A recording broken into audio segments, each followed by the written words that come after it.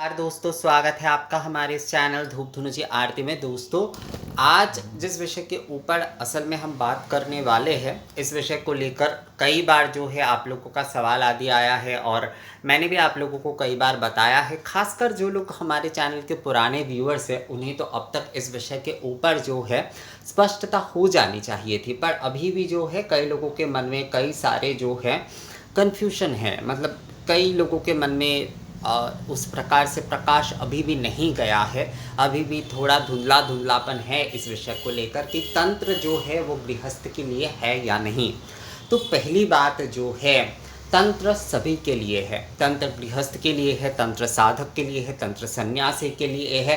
तंत्र जो है वंचित आदि, अगर कोई जो है वंचित आदि है, वंचित का अर्थ कई प्रकार के हो सकते हैं, समाज आदि से वंचित या फिर इस प्रकार के वर्ण आदि से वंचित जो है, तो उनके लिए भी तंत्र बतलाता है कि वो भी जो है तंत्र के माध्यम से, मतलब उनके लिए भी आराधना आदि विधि आदि के अलग विषय कहा गया है।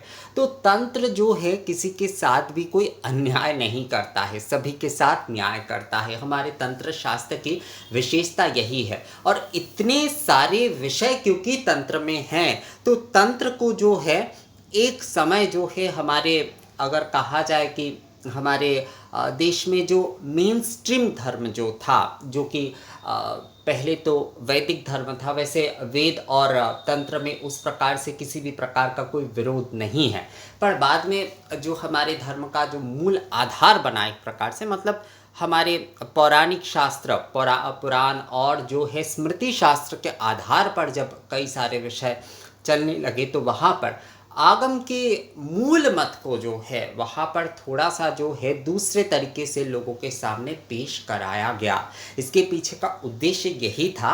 उद्देश्य ये था, मतलब देखिए, उद्देश्य की अगर बात करें तो बहुत सारे विषय, बहुत सारे तर्क आ सकते हैं यहाँ पर। पहली बात जो कि मैं पहले ही आपको बता दे रहा हूँ, पर सभी के लिए सब जो है इस विषय को सभी लोग मान नहीं पा रहे थे।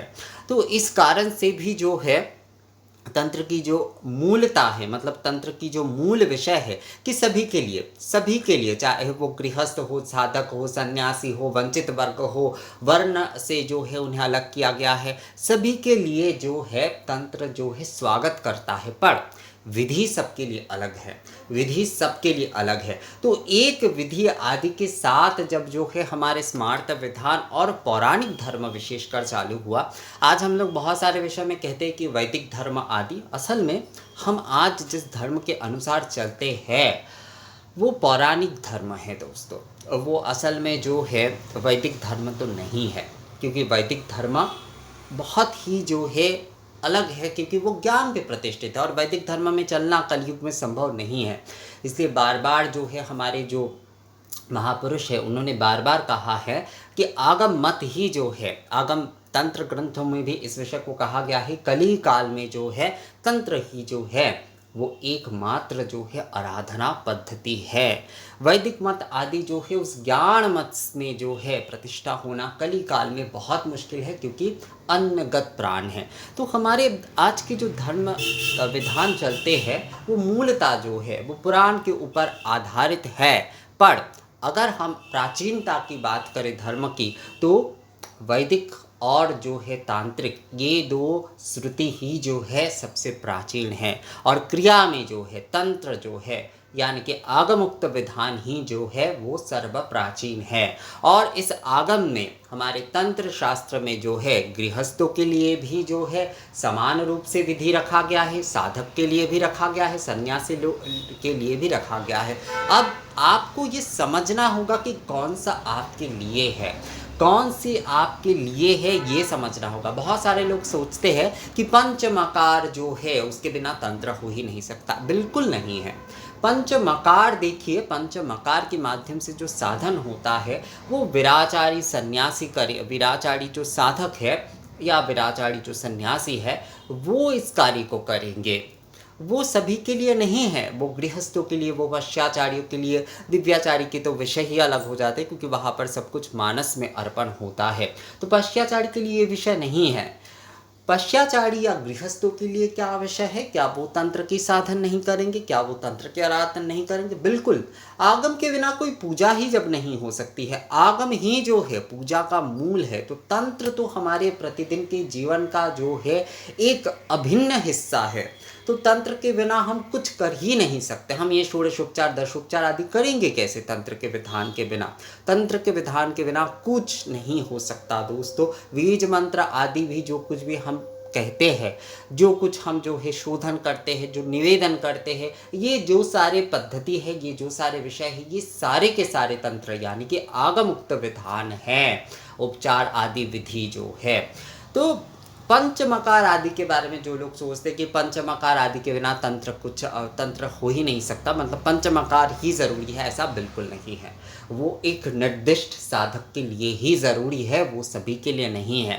साधारण साधक जो है वो पंचवायु के माध्यम से निवेदन करेंगे, वो जो है पंचवायु के माध्यम से, पंच तत्व के माध्यम से, अग्नि, वायु, जल, पृथ्वी, आकाश, इन पंच तत्व को ही जो है पंचमकार रूप में, मतलब इस पंच तत्व के माध्यम से वो पूजन करेंगे। पंचवायु, प्राण, अपान, व्यान, उदान, समान, पंचवायु माध्यम से वो पूजन करेंगे। ये जो है ये साधारण साधक के लिए जो है ये आवश्यक है। असल में पंचवायु की ये ही जो साधन है, पंच तत्व की यही जो आराधन है, यही जो है पंचमकार की क्रिया में किए जाते हैं। और जब कोई दिव्याचारी हो जाते, मतलब पश्चाचार, विराचार और दिव्याचार में जब जो साधक चले जाते, जो उत्तम साधक होते हैं, वो मानस भाव में जो है, मतलब मानस पूजन में ही जो है वो ये जो वो सारे उपचार आदि निवेदन करते हैं, वो इन पंच तत्व के माध्यम से, ये पंचवायु के माध्यम से ही जो है वो निवेदन करते हैं। वाज्य पूजा वहाँ पर नहीं होती है। हम ये जो आरती करते हैं दोस्तों, ये पंचवायु के, ये पंच तत्व के ही विषय है। तो आप अगर नित्य प्रतिदिन जो है आरती करते हैं, बहुत निष्ठा के साथ और पूर्ण समर्पण के साथ जो है आरती करते हैं, तो वो भी आप जो है तंत्र का साधन ही कर रहे हैं। पंच तत्व, पंच वायु के माध्यम से ही वो कार्य हो रहा है, वो क्रिया हो रहा है, तो वो भी आपका जो है पंचमकार आपके लिए, मतलब गृहस्थों के लिए वही पंचमकार है। गृहस्थों के लिए वही पंचमकार है। जब जो वो नित्य प्रतिदिन जो विधिवत रूप से पूर्ण समर्पण के साथ जब वो आरती कर रहे हैं, या पंचोपचार पूजा कर रहे हैं, दशोपचार पूजा कर रहे हैं, और उसके बाद वो आरती कर रहे हैं वायु तत्व रूप धूप, अग्नि तत्व रूप दीप आदि से जो है, तो वही जो है उनका पंचवायु में समर्पण हो रहा है, पंच तत्व में जो है उनका साधन हो रहा है। तो गृहस्थों के लिए इस प्रकार से होगा पंचमकार के विषय जो है।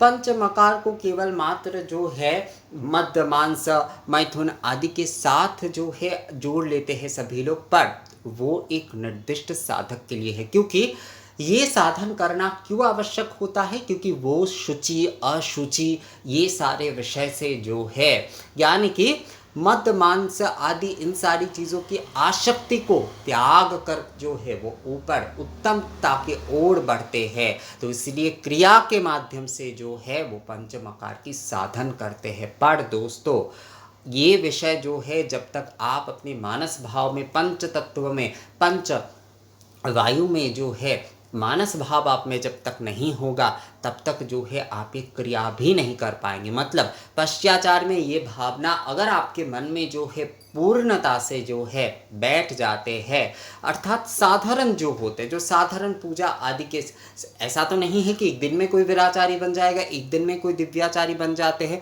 तो साधक को भी जो है इन सारी चीज़ों को करते करते अपने मन को प्रस्तुत करना पड़ता है। तो इस तभी जाकर जो है वो पंचमकार आदि के साधन कर सकते हैं, वरना जो है वहाँ से पतित हो जाएंगे, कर नहीं पाएंगे उस कार्य को जो है। तो गृहस्थों के लिए जो है ये जो हम नित्य प्रतिदिन की आरती आदि विधि करते हैं, ये जो है तंत्र की ही विधि है, ये जो है ये आगम की ही विधि है, ये जो है तंत्र की ही साधना है दोस्तों। तो आप आपके लिए जो विधान हैं आपको वही करना है। आप गृहस्थ हैं, आपके लिए तंत्र में जो विधान, आपके लिए जो आराधना कहा गया है, आपके लिए जो साधना कहा गया है, आराधना ही आपकी साधना है, आपको वही करना है। गृहस्थों को जो है केवल इन सारे लोग भ्रमित रहते हैं हमेशा जो है इन सारे विषय को सोचकर। और हमारे कई समय जो है जो पुराण मत के अनुसार, क्योंकि हमारा धर्म आजकल जो है बहुत ज़्यादा चलता है, मतलब धर्म की मूलता अगर देखा जाए तो स्मार्त और पुराण के ऊपर निर्भर हो गया है। तो इसलिए समस्या यहाँ पर क्या होती है कि तंत्र के बारे में अगर किसी से आप पूछेंगे तो वो आपको पंच मकार आदि ये सब कुछ बातें बता देंगे, पर तंत्र के मूल में नहीं जाते हैं। तंत्र की मूल जो है वो पंच तत्व है, वो पंचवायु है। और गृहस्थ जब जो है नित्य प्रतिदिन निष्ठा से, पूर्ण समर्पण से केवल आरती ही करते हैं, आरती करते करते करते करते मान लीजिए आप दिन में नित्य प्रतिदिन आरती कर रहे हैं, इस पंचवायु और पंच तत्व में पूर्ण समर्पण करते हुए, अर्थात आप जो है आप साधना के तरफ बढ़ रहे हैं, आप जो है एक उत्तम साधना कर रहे हैं। उत्तम उस आराधना को जितना आप उत्तम करेंगे, आपके मन में जो है साधना की भाव जो है उतना प्रबल होगा। ज़रूरी नहीं है उसके लिए आपको पंचमुंडी के आसन में बैठकर पंचमकार में साधना करनी है। आप गृहस्थ मत से ही जो है उस आरती के उत्तम से उत्तम, उत्तम से उत्तम करते रहिए। आप देखिएगा आपके अनुभूति में आप एक दिन अपने इष्ट को जो है अनुभव कर पाएंगे। ये जो है ये बहुत ज़रूरी है। यही विषय जो है साधना की मूल है, साधना की मूल यही विषय है दोस्तों। तो गृहस्थ के लिए भी जो है तंत्र अपनी विधि बताता है, जो विराचारी साधक है उनके लिए अलग विधि बताता है, जो सन्यासी है उनके लिए अलग विधि बताता है, जो दिव्याचारी है उनके लिए अलग विधि बताता है, जो वर्ण से भी वंचित है उनके लिए अलग विधि मतलब सभी के लिए तंत्र एक महासमुद्र है। और इतने बड़े महासमुद्र में ही जो है इसलिए लोग इस विषय को असल में सही तरीके से जो है वो पकड़ नहीं पाते हैं और इसका गलत मतलब निकालते हैं। पर तंत्र सभी के लिए है, तंत्र सभी के लिए है, पर सभी के विधि एक नहीं है, सभी के विधि अलग है। और सभी को अपने अपने विधि के साथ चल के ही जो है अपने आप को उत्तम करना चाहिए, अपनी विधि के उत्तम करना चाहिए और अपने मन में जो है उस साधक भावना को जो है जगाना चाहिए। यानी अपने तेज को, अपने प्राणवायु से, अपने तेज से जो है आपके उस आराधना करते करते जो है आपके मन में उस साधक भाव को जो है जागृत करना है। यही जो है मूल रूप से दोस्तों तंत्र की मूल विषय है। जो बड़े तौर पर साधना करते उनके लिए भी यही है, जो साधारण गृहस्थ आदि है उनके लिए भी यही है। तो ये जो पंच मकार में मतलब पंच तत्व में और पंच वायु में ये जो नित्य प्रतिदिन आप जो है पूर्ण समर्पण करके अगर आरती करते हैं तो वही जो है आपकी तंत्र साधना है। आपको कोई पंचमुंडी के आसन में बैठकर पंचमकार की करने की आवश्यकता नहीं है, क्योंकि यही आपके पंचमकार है, यही जो है आपके पंचमकार है। आप पंचवायु में धूप दीप आदि प्रज्वलन करते हुए विधिवत रूप से अगर नित्य प्रतिदिन आरती करते जाते तो देखिएगा आपके मन में जो है उस साधक भाव की अवश्य उत्पत्ति होगी। पर समर्पण पूर्ण चाहिए, समर्पण पूर्ण चाहिए। तो तंत्र जो है आप गृहस्थों के लिए यही विधि बताता है कि पंच तत्व में, पंचवायु में जो है पंचवायु के धूप दीप प्रज्वलन करते हुए नित्य प्रतिदिन पूजा आरती के माध्यम से आप जो है आप ये साधन कर सकते हैं। तो इसी प्रकार से आप अगर जो है उत्तमता से इस आराधना को करते जाते तो देखिएगा एक दिन खुद आप ही जो है इस विषय को समझ पाएंगे कि आपके मन में जो है अपने इष्ट के प्रति जो है साधक का मतलब होता है पूर्णता समर्पण, पूर्णता समर्पण। ये इसलिए पहले जो है कई स्टेज से मतलब जो है आराधना करते जो है दोस्तों इस साधक भाव को जागृत करना पड़ता है। तो आप आराधना करते जाइए, जो आपके लिए तंत्र ने विधि बताए हैं गृहस्थों के लिए उसे करते देखिएगा एक दिन आप ज़रूर जो है साधक भाव में प्रतिष्ठित होंगे।